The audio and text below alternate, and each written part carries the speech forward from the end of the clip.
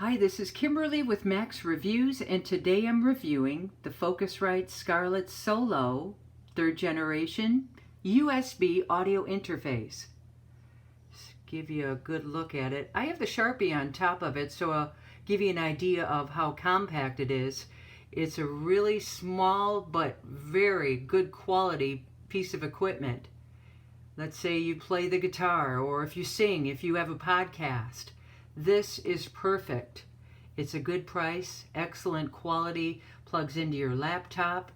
I'll show you the USB connector that goes in the back of the unit. It has the capability of 2 microphones.